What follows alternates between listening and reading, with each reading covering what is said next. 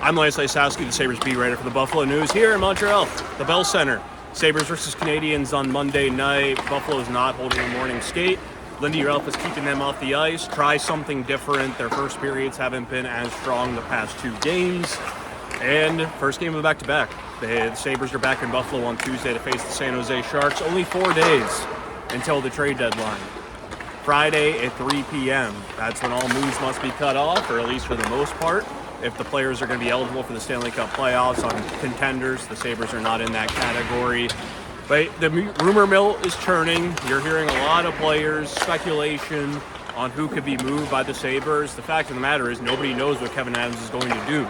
So you're seeing national insiders, and a lot of it, there's a foundation to the argument that a lot of them are making in terms of just mentioning a lot of the different Buffalo players on who could potentially be moved. You've heard Alex Tuch, you've heard Dylan Cousins for a few months at this point, and now all of a sudden you're starting to hear names like JJ Peterka. One of the names that doesn't make as much sense is Ryan McLeod, and I think at this time of year it's always important to help fans really navigate all of the different rumors that you're hearing. What is fact? What is fiction? What makes sense? What doesn't?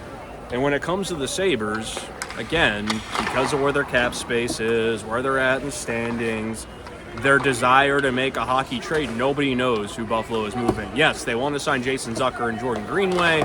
We all know Henry Jokiharju is probably going to be gone by Friday, pending UFA. He's not going to be back next year. When it comes to these hockey trades, though, these names that you're hearing, Tuch, like I said, Power, Cousins, it's important to think back to some of the previous comments that Kevyn-Adams has made about how he envisions this roster being built. His priority from day one and his philosophy in terms of building a winner, which they haven't done yet, of course, still waiting. He wants a strong D-core, a very strong deep defense core, and he's worked to build that over the past few years between drafting Owen Power, giving Matthias Samuelsson the 7-year contract, which doesn't look very good at the moment, and trading for Bowen Byram. In addition to a strong defense, he wants depth at center. Now, that is why you have not seen Dylan Cousins traded. And that is why a trade of Ryan McLeod makes 0 sense for this franchise.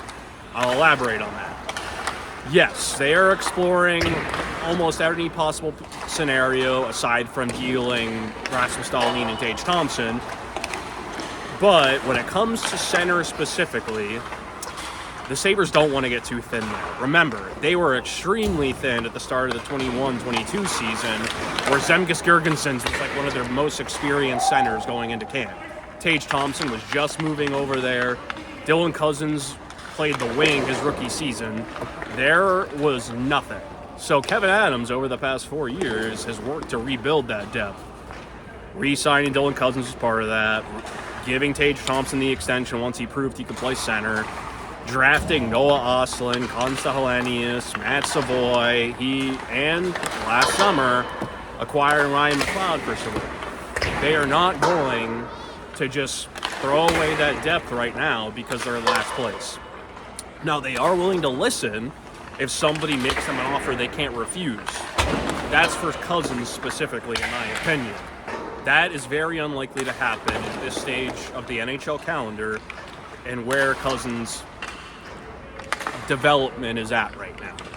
A lot of teams, of course, all the credit to them, they're checking in because they want to see if they can get a right shot center who's 24 years old at a low cost with 5 years left on his deal. It's hard to find that. He scored 31 goals at 21 years old. I know most of the fan base thinks that was a fluke, but a lot of general managers are willing to bet that it wasn't, which speaks to what the perception is of the Sabres around the league. A lot of these general managers, a lot of these scouting departments, pro scouts I'm speaking to specifically, think that if we get that player out of Buffalo and we put him in our system with our coaching staff and our personnel, we are going to get much more out of them than Buffalo has.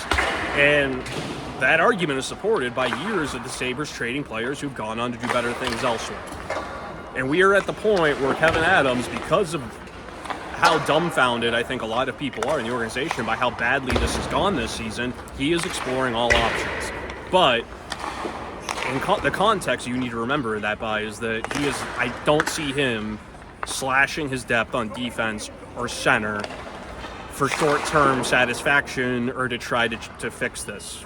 Open on certain players, personally, and based on conversations I had, Ryan McLeod is a priority to get re-signed. Guys like Zucker and Greenway, they want more veterans. They don't want fewer. We've been saying for months at this point that this team doesn't want draft picks and prospects. They've spent years accumulating those already. They are trying to get NHL players who can help them win next season. So let's circle back to Peterka. A lot of fans were caught off guard when Frank Saravalli of Daily Faceoff mentioned Peterka on his trade board.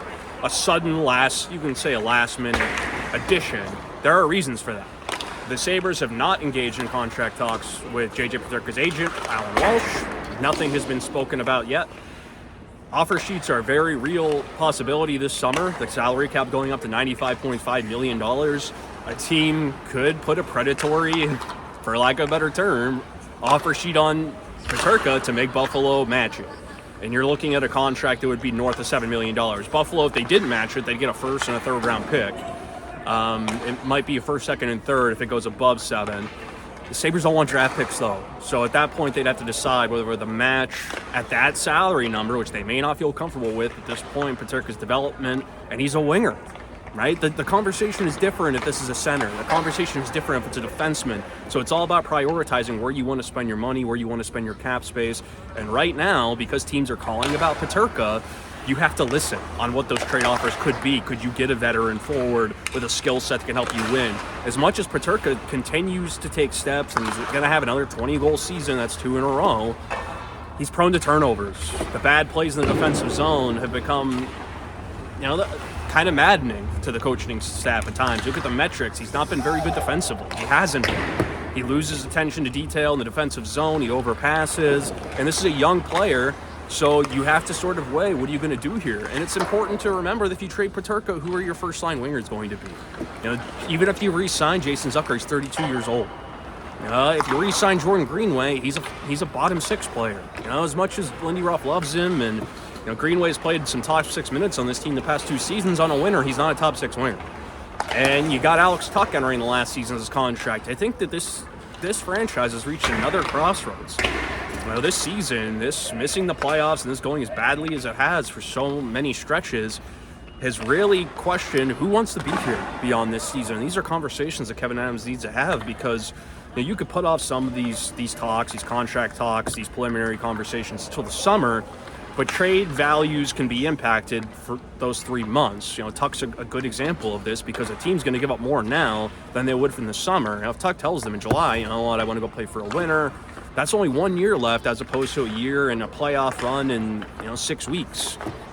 It could be a big difference, but the challenge with a player like that is the Sabres don't want draft picks. They don't. So it's all about finding a hockey trade like the Middlestad for Byram deal, in which you actually get contributors onto this roster instead of prospects. These are not easy to make. So this is and again, I know as a fan it has to be frustrating to root through what's true, what's false. The fact of the matter is it's all speculation at this point. It's trying to read through the tea leaves. That's what a lot of these insiders are around the league, myself as a beat writer, that's what we're forced to do. Kevyn-Adams is keeping his cards as close to the vest as he ever has. These conversations internally are not had with many people. Not a lot of people know where Kevyn-Adams is leaning, which way he's looking to go here. And some of the moves are based on contract negotiations. That's in terms of Zucker and Greenway. The rest of it is, can you find the right partner, the right trade partner? They don't want to trade some of these guys. They have good players. It's just, this isn't a very good hockey team. How much of it is coaching? How much of it is some of these younger players who are rushed to the league? I'm speaking about Jack Quinn and Zach Benson in particular, and not just to put it only on them, but when you're rushing them into the roles that they're not ready for physically, and that is it. It's physically. It's not having the strength to win battles and not knowing yet the details that you need in the defensive zone. I'm thinking back to the 3-on-2 in Buffalo against the Canadiens, where Benson doesn't pick up the third man, which is, it's textbook stuff. You shouldn't be watching the puck when you got two of your defensemen defending that odd man rush. So it is going to be a very pivotal couple of days, and I know that a lot of fans, right or wrong, are extremely skeptical anything is going to happen. I'm not with you on that point quite yet. We have to wait and see. Kevyn-Adams has been active despite what people have said. You look at all the turnover from the roster a year ago to where it is now. Okposo, Gergensons, Jost, Robinson.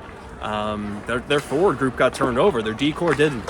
And that, aside from Byram, and you can make a very strong argument that was a strong misstep. The goaltending hasn't been consistent enough. That's another issue here. What do you do about that? I don't think that conversation's happening now because you're not moving Luke in yet, but it's a summer conversation. Where's the UPL next season? Where's Devin Levi next season? Scott Ratzliff, does Tobias Leinonen get an entry-level contract? There are a lot of balls in the air, is a way to put it. So, deep breaths. When you're seeing these trade rumors, just think about the context. Does it make sense? Ryan McLeod is the one that just makes me shake my head because it doesn't make sense. They give up Matt Savoy to get Ryan McLeod. This is the third-line center. Let's face it, he might be their best center right now. And you're not going to just give him away. He's an RFA this summer. You could always give him a qualifying offer, keep his rights for next season. If he doesn't want to sign, it's a trade that can happen this summer. But you're not going to throw away a piece like Ryan McLeod for futures. Like what kind of trade would make sense right now with the Sabres for a player like Ryan McLeod? None. That is the most simple answer I could give you. Of course, stranger things have happened, but it doesn't make sense. So really, when you're thinking about these conversations, I think Cousins, because of his struggles, McLeod doesn't have struggles, that's more of a realistic possibility, although I am extremely skeptical that it gets done this week. Maybe something they revisit in the summer. But remember, yes, the prospects in Rochester are really rolling along quite nicely right now. The Amerks are the best team in the American Hockey League. Roseanne's one of the top point getters. He's having a great year. Noah Oslin's been fantastic since returning from injury. Consolanius is finally starting to really show that maturity in his game that they've needed to see. And you've got other guys down there as well, but they're not going to be ready for the NHL next season. You can't earmark any of those guys for the National Hockey League when your intent is to keep guys like Kulik, Benson. I don't think Jack Quinn's going anywhere.